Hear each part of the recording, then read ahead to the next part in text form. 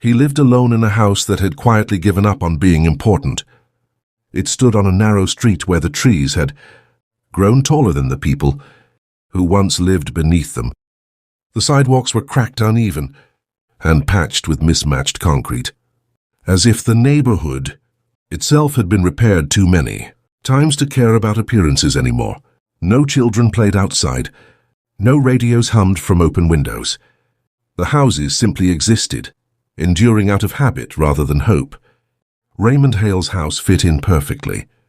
The porch sagged slightly to the left. The paint peeled in long, patient strips, exposing wood that had gone grey with age. The mailbox leaned forward, its flag permanently down, as if it had learned not to expect anything worth raising it for. Inside, the air was stale but not unpleasant.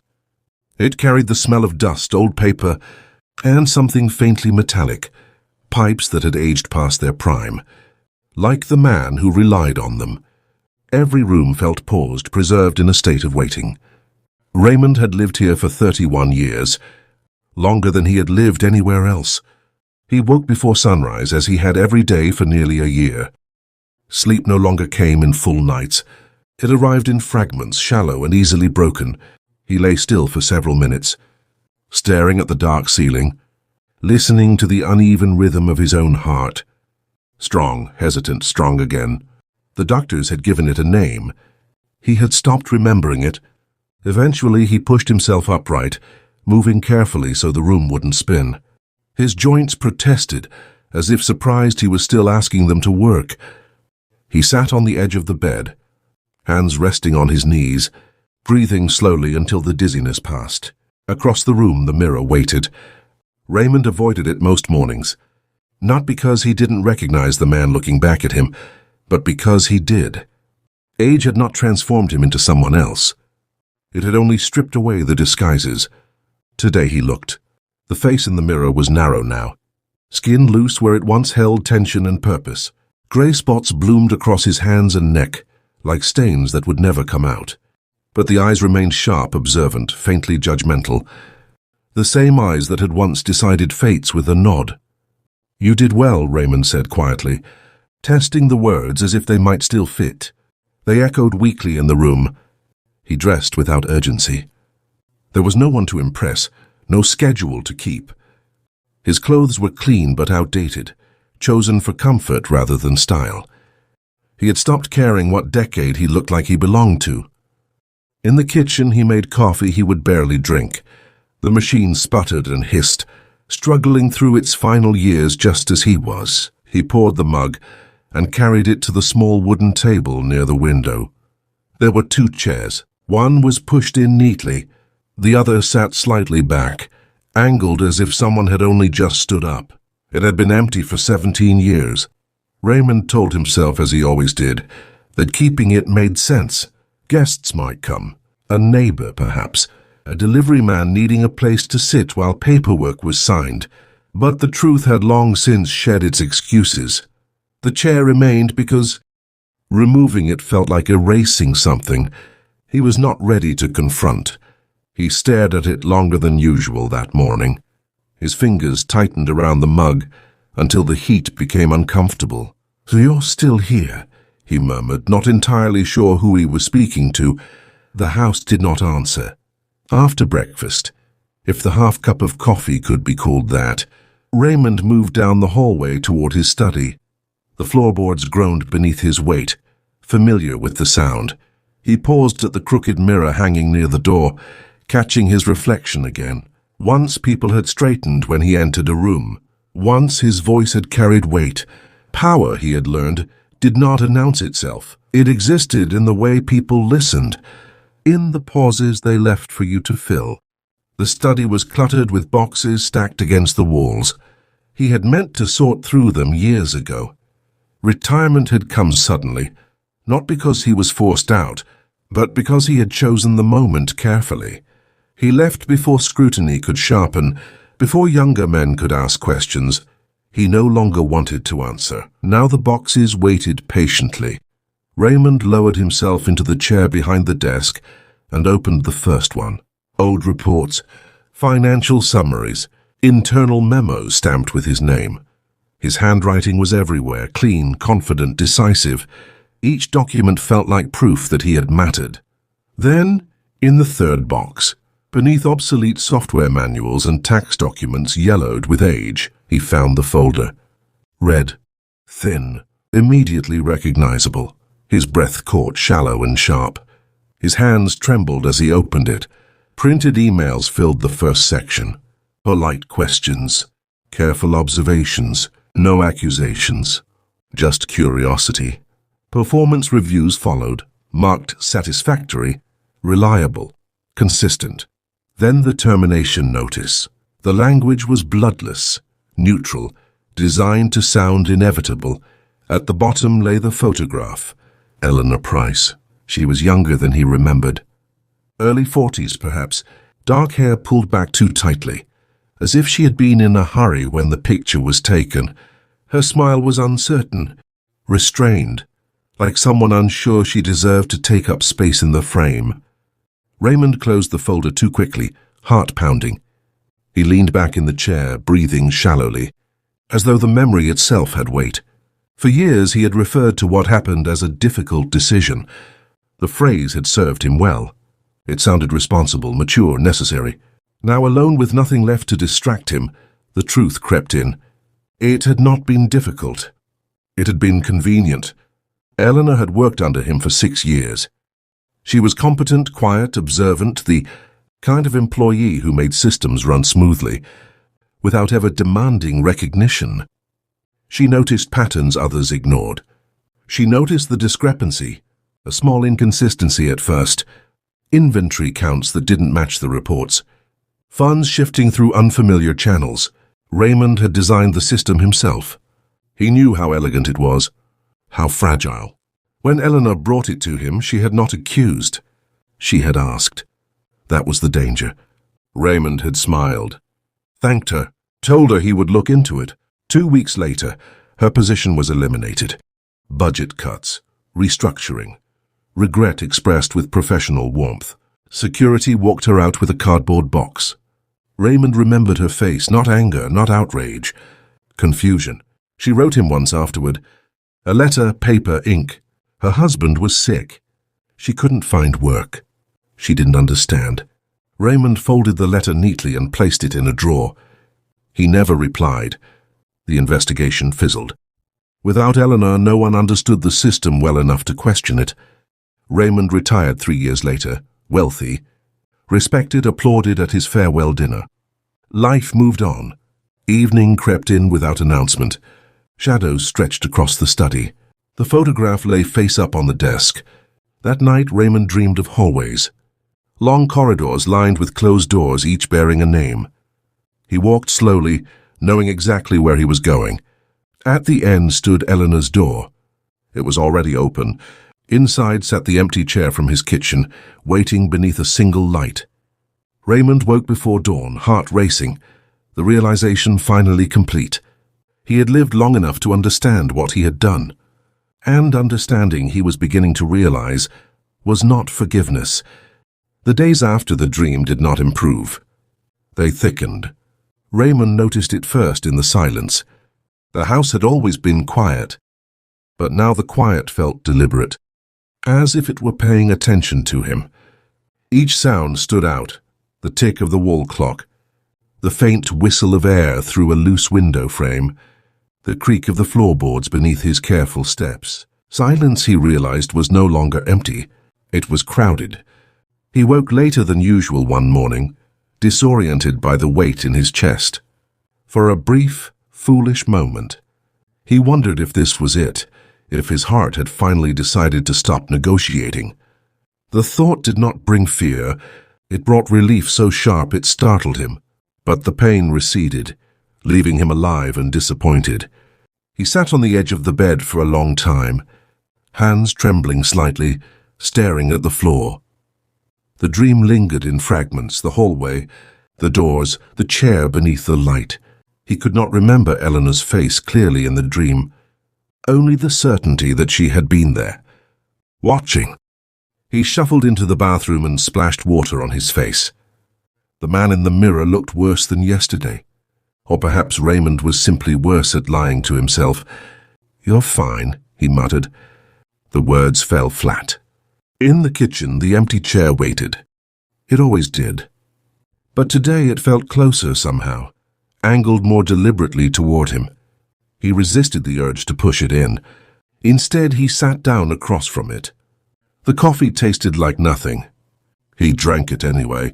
By mid-morning, Raymond found himself in the study again, standing over the open folder. He had not planned to return to it. He told himself that, but the body has its own intentions when the mind grows tired of pretending. He picked up Eleanor's photograph. For the first time, he really looked at her, the tiredness in her eyes, the careful smile, the way her shoulders curved inward slightly, as if she had learned to make herself smaller over time. She did not look like a threat. She never had, and that perhaps was why it had been so easy. Raymond had built his career on efficiency. He valued smooth systems, predictable outcomes, clean resolutions.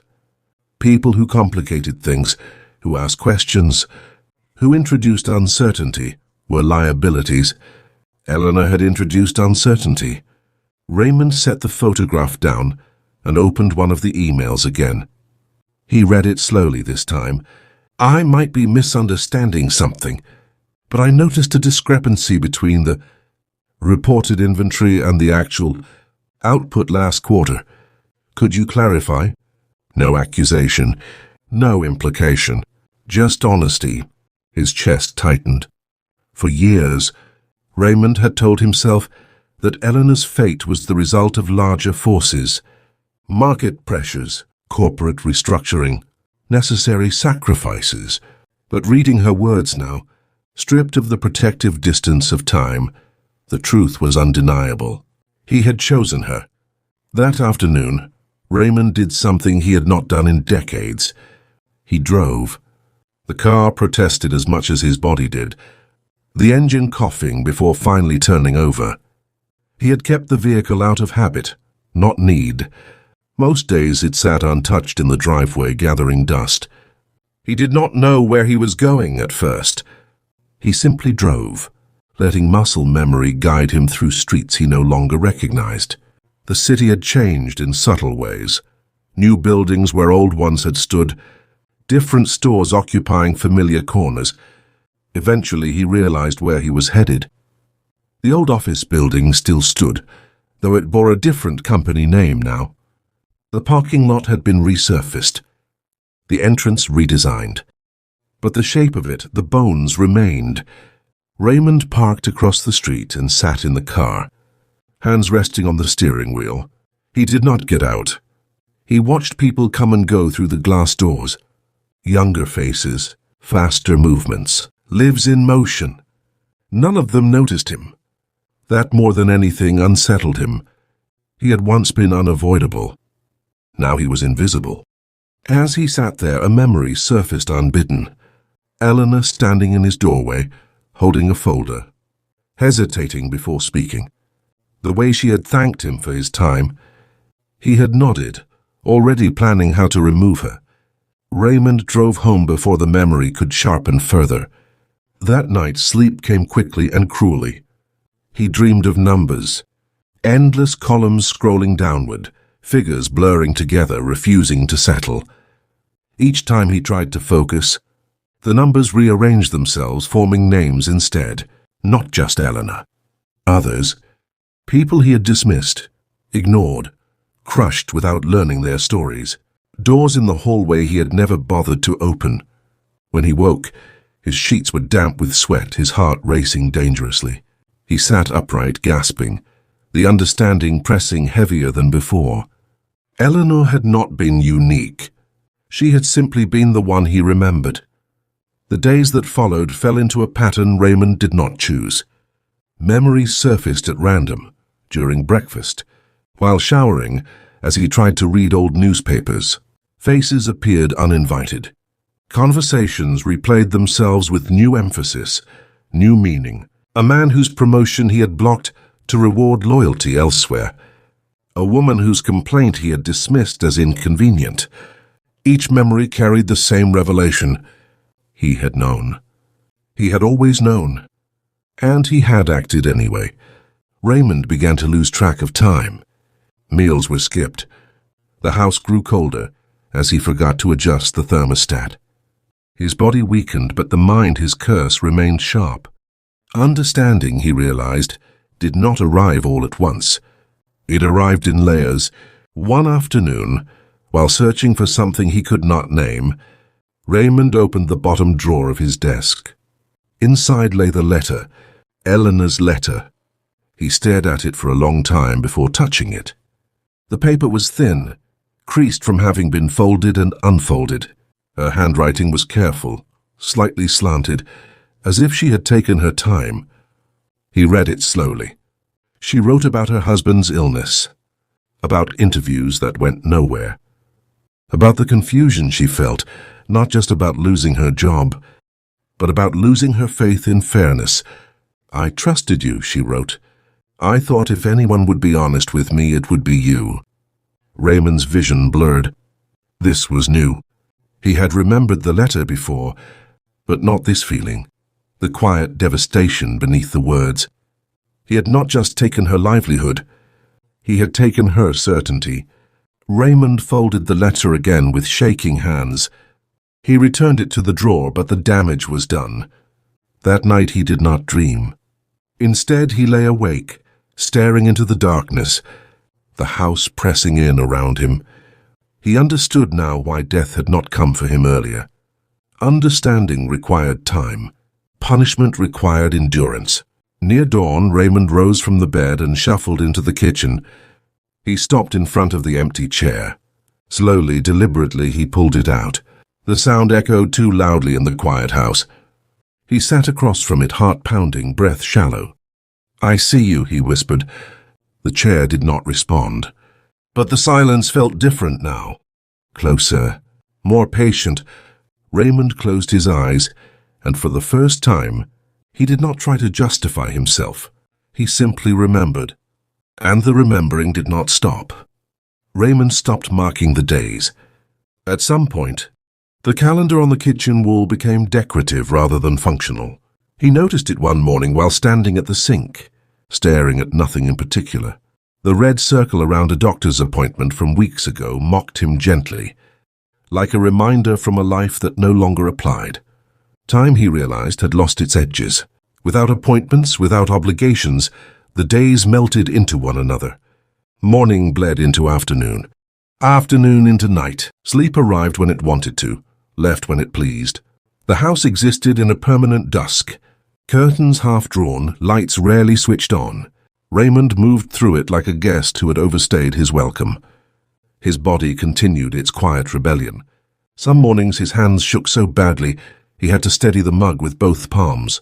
Other days his legs refused to cooperate, sending sharp warnings up his spine when he tried to stand too quickly. The doctors had offered explanations, labels, medications. None of them addressed the real problem. His mind would not let go. He tried distractions at first. Old television programs, newspapers delivered out of habit more than interest. Even a puzzle book he found tucked into a drawer. Crosswords meant to keep the brain active. But every distraction collapsed inward. A word in a headline became a name. A voice on television carried a tone he recognized. A clue about accounting sent his thoughts spiraling back into numbers and ledgers and polite emails that had never accused, but had still been punished. There was no escaping the pattern. The remembering had found its rhythm. One afternoon, while sitting in the study, Raymond became aware of a sound he could not immediately place. It was faint, irregular, almost imagined. He held his breath and listened. A knock, not on the door. Inside the house. His heart lurched painfully as he stood, gripping the desk for support. The sound came again, soft, rhythmic. Tick, tick. He followed it down the hallway, every step cautious, every breath shallow.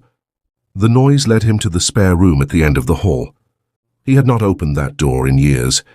The ticking grew louder. Raymond reached for the handle, his fingers trembling.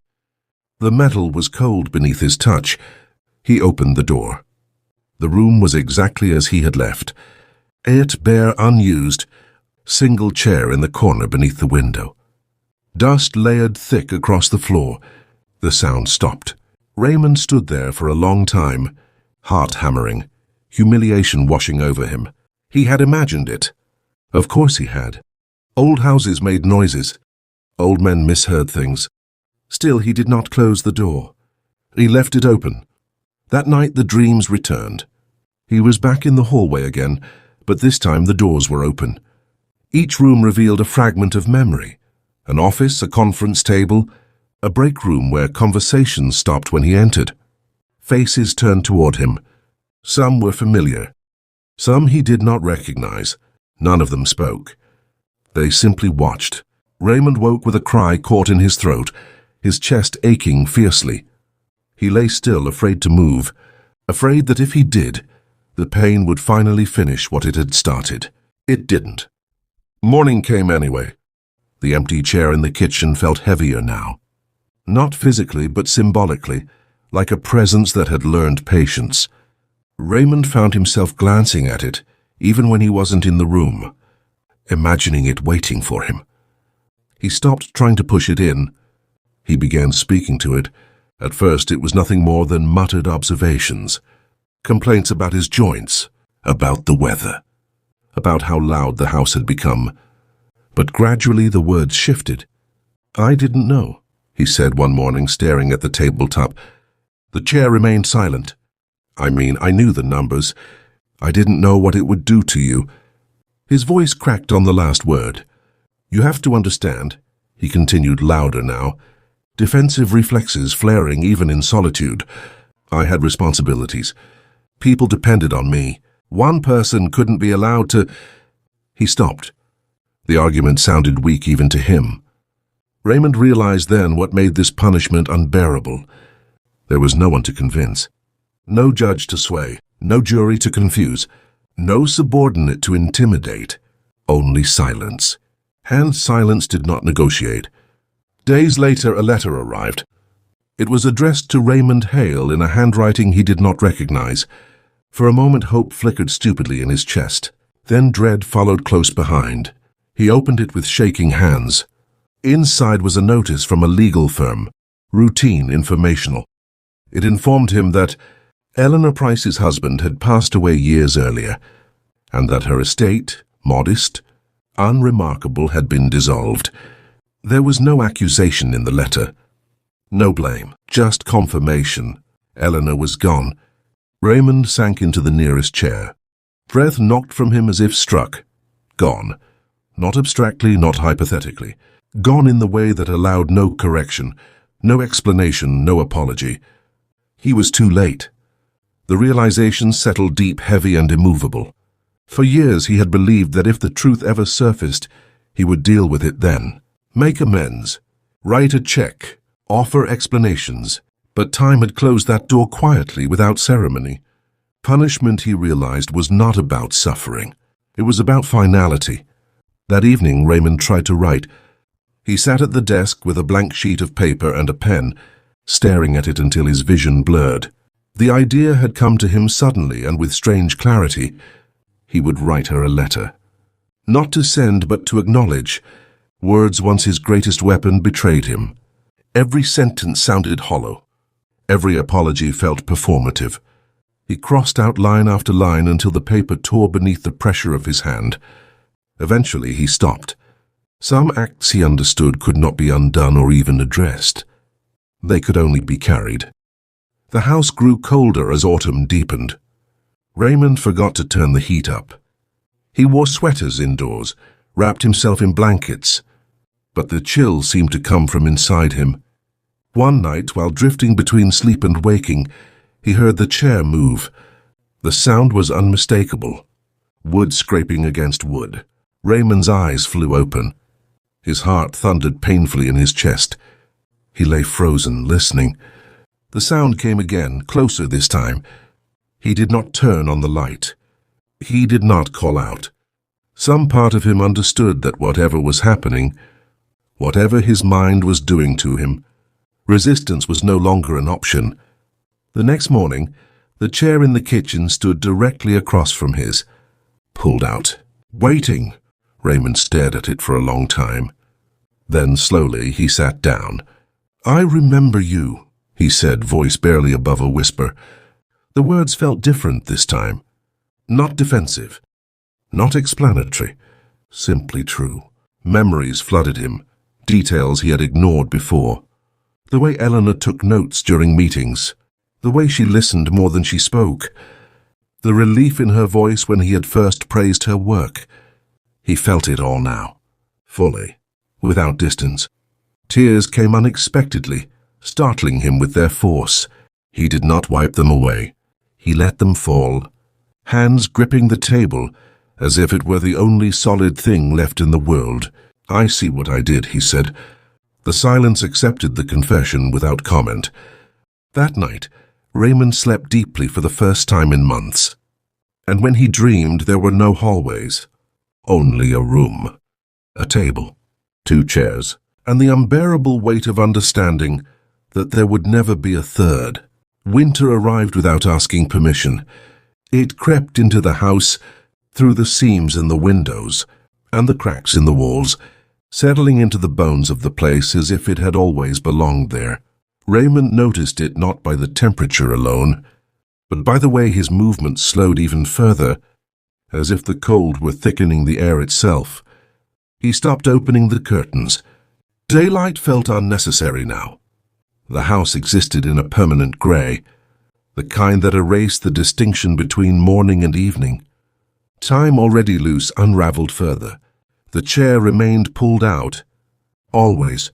Raymond no longer remembered when he had stopped pushing it back in. The gesture felt wrong now, almost disrespectful, like denying something that had already been acknowledged.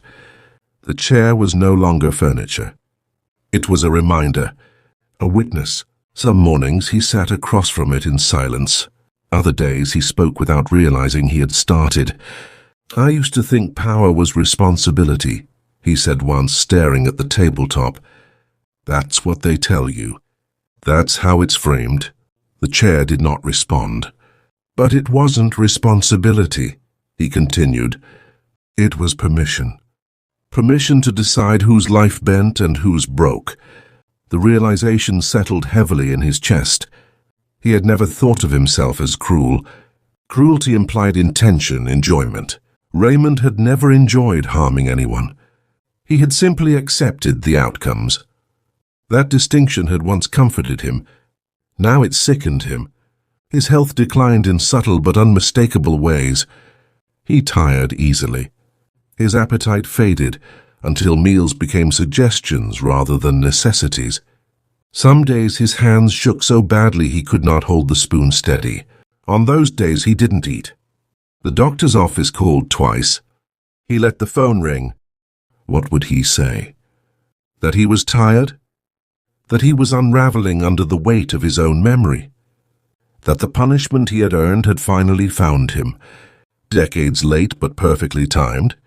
Doctors treated symptoms. This was not a symptom. It was a reckoning. One afternoon, while shuffling through the hallway, Raymond stopped abruptly. The mirror. It caught him at an angle he had not seen before. The light from the kitchen framed his reflection harshly, showing every sag, every hollow. He leaned closer, studying the man staring back at him. For the first time, he did not search for justification. He searched for recognition. "I wouldn't trust you," he said quietly to the reflection. The words startled him. "Oh, you look like someone who explains things very well," he continued. "Someone who always sounds reasonable." The man in the mirror did not disagree. Raymond turned away, suddenly exhausted. That night, he dreamed of Eleanor again, but not as a figure in a hallway or a shadow at a table. He dreamed of her at work. She stood beside a copier that refused to cooperate, frustration creasing her brow. Papers spilled onto the floor. Raymond watched from a distance, unseen, as she knelt to gather them. No accusation, no drama, just a moment he had never bothered to remember. When he woke, his pillow was damp with tears. Memory, he was learning, was not selective. It gave you everything you had ignored. Days passed, or weeks. It was difficult to tell.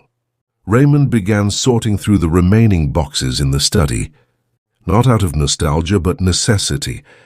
He could no longer tolerate the idea of leaving his life unexamined.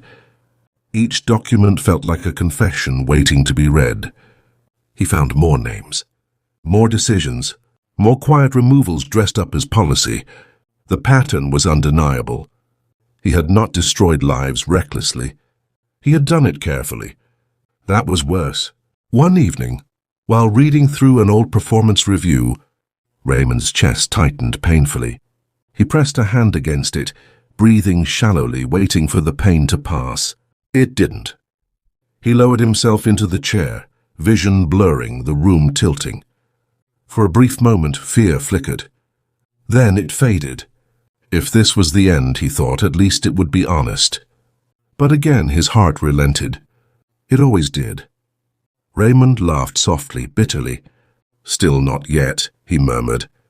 The house seemed to listen.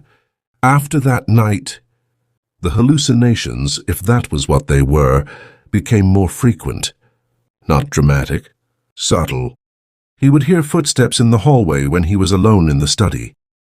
A chair creaking in the next room. Once he could have sworn he heard someone sigh behind him. He never turned around. He had learned that some confirmations were unnecessary. The chair in the kitchen began to feel occupied. Not physically, not in any way he could point to, but the space across from him felt less empty now. Charged, present. Raymond stopped pretending he was alone. "I keep thinking I would do it differently," he said one evening, voice low. "That if I had another chance, I'd make the right call." The chair waited.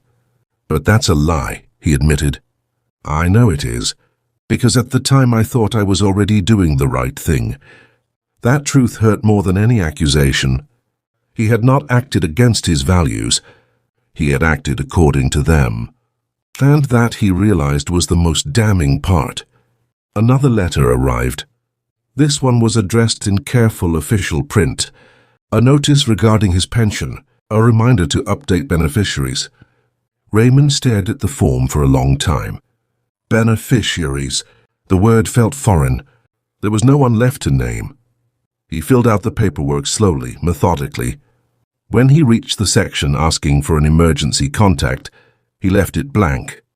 The pen hovered over the paper. Then he set it down. Some emergencies were meant to be faced alone. That night the dream returned, but changed. He stood again in the hallway, doors lining both sides. This time none of them bore names. They were simply doors. At the end stood one final door larger than the others. Open. Inside was the kitchen, the table, 2 chairs. But Raymond was not alone. He could not see Eleanor clearly, only her outline seated across from him. The light above flickered softly, casting shadows across her face. He tried to speak. No words came. She did not accuse him. She did not forgive him. She simply sat there waiting. Raymond woke gasping, the sensation of being seen lingering like a bruise. The next morning, he found the strength to do something he had been avoiding. He went outside. The cold air shocked his lungs, forcing him to breathe deeply. The street was quiet, the trees bare, their branches like skeletal fingers reaching into the sky. He stood on the porch for a long time, gripping the railing. This was the world he had lived in while making his decisions. Unremarkable, ordinary, full of people he had never bothered to imagine. As he stood there, a neighbor walked past, someone he barely recognized. They nodded politely. Raymond nodded back. For a moment he considered saying something, anything. He didn't. What would be the point? Back inside, the house felt smaller than ever. Raymond returned to the kitchen and sat across from the chair. "I think I understand now," he said quietly. "Why it took so long." The silence waited. "If I had died earlier," he continued, "I would have died believing I was a good man who made hard choices." His voice trembled. "But living this long," he shook his head. "Living this long meant I couldn't hide from the consequences anymore." He looked at the chair, at the empty space that was no longer empty. "This," he whispered, "is the punishment. Understanding without relief, memory without mercy, time without escape." Raymond leaned back, closing his eyes. For the first time, he stopped wishing for death, not because he wanted to live, but because he knew leaving now would feel like avoiding something he had finally earned. Outside, snow began to fall softly, soundless and patient. Inside, an old man sat at a table with his past, and the past did not leave. Snow did not change the world, it only revealed it. By the second week of winter, the street outside, Raymond's house had turned into a narrow corridor of white and grey. Tire tracks cut dark lines through the slush, then disappeared under fresh snowfall. The trees stood stripped and motionless, their branches etched sharply against the pale sky. Raymond watched it all through the kitchen window. He had moved his chair closer to the glass, not to enjoy the view, but because standing for long periods had become difficult. The cold settled deeper into his joints now, gnawing at them with quiet persistence. Even wrapped in a sweater and a blanket, he felt brittle, as if one careless movement might splinter something important. The chair across from him remained pulled out. Always. At some point, Raymond stopped questioning it. The ritual had solidified into something unavoidable, like breathing.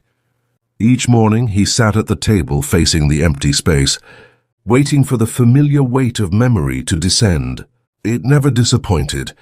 "I keep thinking about what you lost," he said one morning, voice hoarse from disuse. "Not just the job. Everything that followed." The chair listened. "I never asked," he continued. "Didn't care enough to imagine it." He pictured Eleanor after the termination. The forced calm. The hurried explanations to her children. The quiet humiliation of interviews that went nowhere. The slow erosion of certainty. Raymond swallowed hard. "I told myself you'd recover," he said. "That people always do." The lie tasted bitter now. People didn't always recover. Some simply endured until there was nothing left to endure with. That afternoon, Raymond attempted to cook a proper meal. He didn't know why. Perhaps the effort felt like penance. Perhaps hunger had finally pushed past apathy. He moved slowly, carefully, chopping vegetables with deliberate concentration. The knife felt heavy in his hand. His grip was unsteady. He nicked his finger without realizing it, until blood spotted the cutting board. He stared at the blood for a long moment, red against white. Consequences were always visible in hindsight.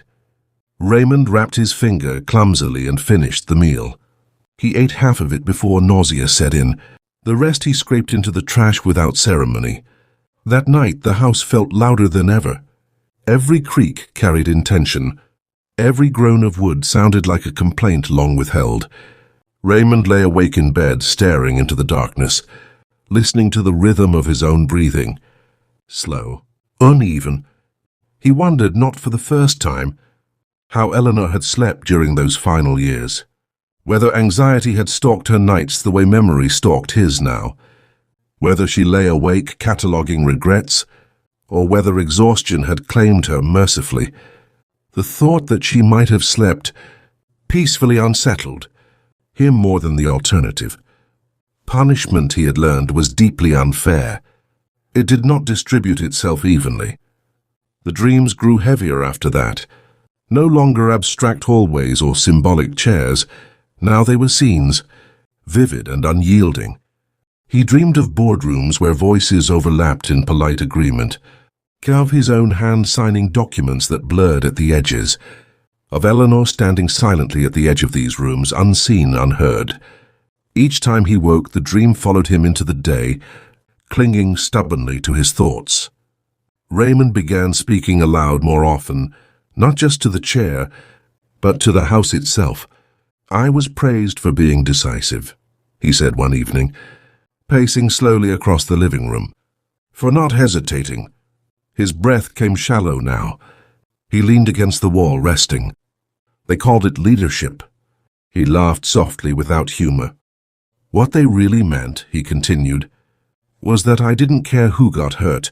as long as the system stayed clean. The admission hung in the air, heavy and undeniable. Leadership, he realized too late, was often just cruelty with better language. Another letter arrived in midwinter. This one bore the logo of his former company, now rebranded, renamed, scrubbed of familiar faces. It informed him politely that certain archival records were being digitized. Some older documents, they explained, might be destroyed. Raymond stared at the letter for a long time. Records erased, decisions dissolved, histories simplified. The company would continue, untouched by the human cost buried beneath its success. He folded the letter carefully and placed it beside Eleanor's, aligning the edges with unnecessary precision. This, he realized, was how institutions survived, by forgetting, by letting men like him carry the weight alone, long after their usefulness had ended. That night, Raymond stood in the study, surrounded by boxes of paper that no one else wanted, the past condensed into cardboard and ink. He opened one box at random. Inside lay a performance review written in his own hand. The employee's name barely registered. What caught his attention was the phrasing. Lacks initiative. Does not demonstrate sufficient alignment with organizational priorities. Raymond closed his eyes. How many lives had he summarized this way, reduced to bullet points? He imagined Eleanor reading her own evaluation. The careful neutrality. The polite dismissal. He imagined her trusting those words. That trust, he now understood, had been another thing he had taken from her. The following morning, Raymond did not get out of bed. Not at first. The effort felt overwhelming. His chest ached dully, persistently, like a warning bell rung too many times.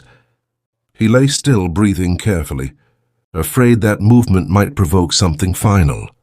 Part of him hoped it would. But morning came anyway, light creeping weakly through the curtains. Eventually he sat up. The world tilted, then steadied. In the kitchen the chair waited. As always, Raymond sat down heavily, hands trembling. "I don't expect forgiveness," he said, voice barely above a whisper. "I don't even know what that would mean anymore." The silence accepted the statement without judgment. I don't want to forget," he continued. "That feels worse." For a long time he sat there, staring at the grain of the table, following the grooves with his eyes. Each line felt like a path he could have taken differently. He hadn't. That was the truth. That afternoon, Raymond ventured into the spare room again, the one he had opened weeks ago and never closed. Dust lay thick across the floor. The chair beneath the window remained untouched. Sunlight filtered weakly through the glass, illuminating particles in the air. He stood there, heart pounding, the ticking sound returning faintly to his ears. This time he understood it. Not a clock, a heartbeat, his own. The sound followed him now, not audibly but insistently. A reminder of borrowed time. He returned to the kitchen and sat across from the chair. "I think I know why it's still happening," he said. "Why I'm still here." The chair waited. "Because if it ended now," Raymond continued, "there'd be no witness left." The realization settled over him like snowfall. No apology would reach Eleanor. No confession would undo the damage. But memory could at least refuse to let the harm vanish quietly. He was the record now, the ledger. That night, Raymond slept poorly, waking often, each breath an effort. His dreams were fragmented, less narrative, more sensation, pressure on the chest, weight in the limbs, the constant awareness of time slipping. Near dawn, he dreamed of Eleanor one last time. She stood in the kitchen, not accusing, not smiling, just present. She looked older than in the photograph, tired, human. She did not speak. Neither did he. When he woke, his heart raced dangerously. Pain bloomed across his chest, sharper than before. He pressed a hand against it, gasping, waiting. This time the pain did not recede completely. Raymond remained seated at the kitchen table all morning, afraid to move, afraid that standing might be the thing that tipped him over the edge. The chair across from him felt closer than ever. "I understand now," he whispered, voice trembling. "Why living this long was necessary." He swallowed hard, because dying too soon would have been a mercy. The truth of it hollowed him out. Raymond closed his eyes, breathing shallowly. The house wrapped around him in silence. Outside, snow continued to fall. Inside, an old man sat with the full weight of his life, every choice intact, every consequence accounted for. The punishment was nearly complete. The body fails quietly. That was the first thing Raymond noticed. Not the pain. He had lived with pain long enough to recognize it as background noise, but the subtle refusal of small things. Fingers that hesitated before closing, lungs that demanded a pause halfway through a breath, a heart that beat not with confidence but with negotiation. He woke sitting at the kitchen table. For a moment he didn't remember falling asleep there. His neck ached from the angle. His mouth tasted dry and metallic. Pale light filtered through the window, resting on the table like a question he was too tired to answer. Across from him the chair waited, still pulled out, still untouched. Raymond stared at it, not with fear, not with anticipation, but with something close to familiarity. Like an old wound you stopped checking because you already knew how it felt. "So," he said softly, voice cracked and thin. "You stayed." Silence answered him. But it was no longer empty silence. It was complete, finished. The kind of quiet that follows a verdict. Outside, the neighborhood woke slowly. A distant engine turned over. Somewhere a radio played faintly through a wall. Life continued at a pace that no longer included him. Raymond breathed in. Halfway through the breath, his chest tightened sharply. He froze, waiting. The pain spread outward, not stabbing, not dramatic, just pressure, dense and heavy, like something settling permanently into place. He exhaled shakily, then tried again. His body allowed it. Not yet, then. He nodded faintly, as if acknowledging an agreement. Raymond had spent decades believing he understood consequences. Consequences were numbers, lawsuits, market corrections, losses that could be absorbed, redirected, minimized. He had believed consequences were things that happened quickly, decisively, events that could be responded to. What he had never understood was this. Some consequences waited. They did not rush. They aged alongside you. They observed. They learned your habits. And when the time came, they did not strike. They sat down across from you. Raymond shifted in his chair, joints aching. The movement cost him more effort than it should have. His body felt distant now, less responsive, like a machine running on borrowed current.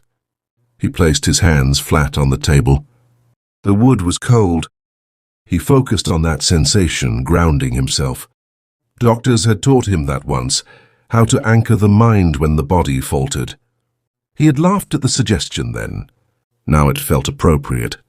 "I've been thinking," he said quietly, not sure why he still bothered to speak aloud. "About timing." The chair did not interrupt. "If I died earlier," he continued, "people would have remembered me kindly, or not at all. Either way, I would have been spared this part. This part, the understanding. The full, merciless inventory." Raymond's eyes drifted toward the study door, still open from days ago. Inside lay the boxes, his life reduced to paper and ink. He had gone through most of them, not out of nostalgia but obligation. A man should know the shape of what he leaves behind. What he had found disturbed him more than he expected, not because it revealed new crimes, but because it confirmed how ordinary they were. There was no singular moment where Raymond became cruel. No dramatic turn, no moral collapse. Just a steady series of choices made easier by applause, reinforced by systems that rewarded efficiency over humanity. He had not been exceptional. That was the worst part. "I wasn't a monster," he said, voice barely audible. That's what scares me. Because monsters were rare. Men like Raymond were common. The pressure in his chest returned, stronger this time. He leaned back, breathing shallowly, eyes closing against the wave. He did not pray. He did not ask for relief. He waited. When the sensation eased, he opened his eyes again. The chair remained, patient. Raymond laughed softly, a broken sound. "Still here," he whispered. Memory surfaced unbidden.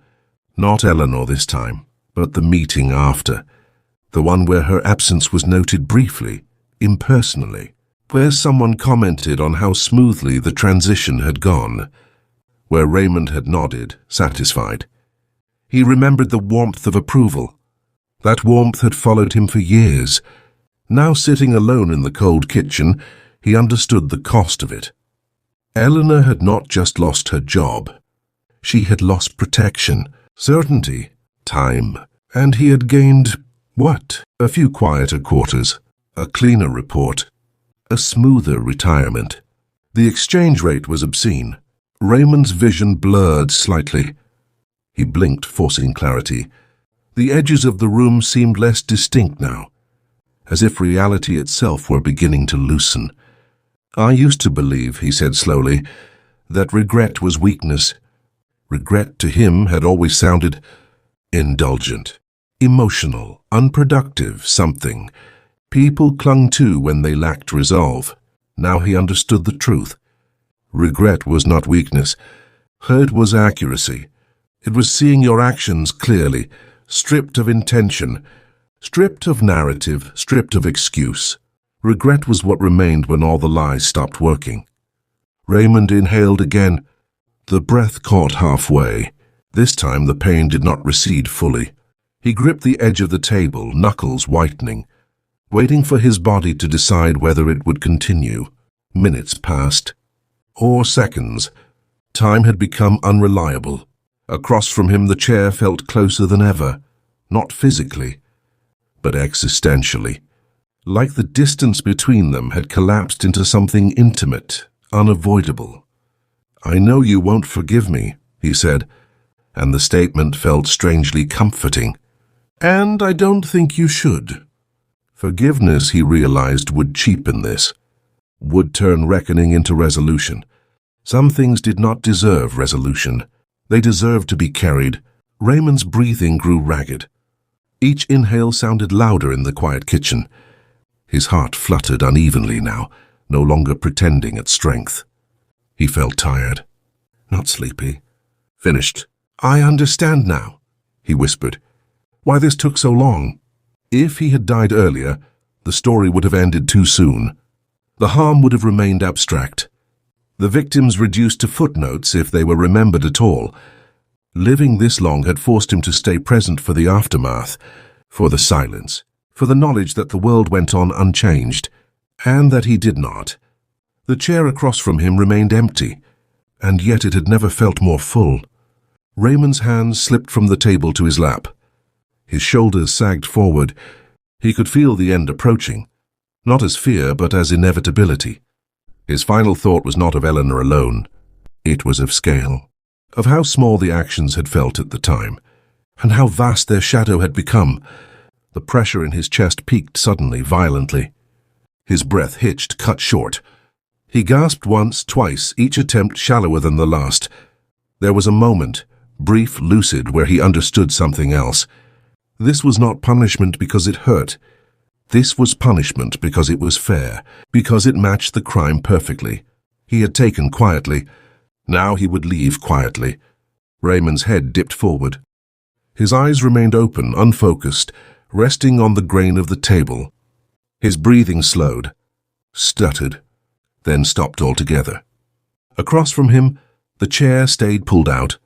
Outside, the day unfolded normally. Cars passed. Neighbors moved. Snow melted slowly at the edges of the street. No one noticed the moment Raymond Hale stopped existing. No announcement was made. No balance restored. Only an empty house, an empty chair, and a life finally weighed in full. He had lived long enough to understand what he had done, and that understanding had been the punishment. If you've listened all the way to the end, subscribe to this channel for more stories like this.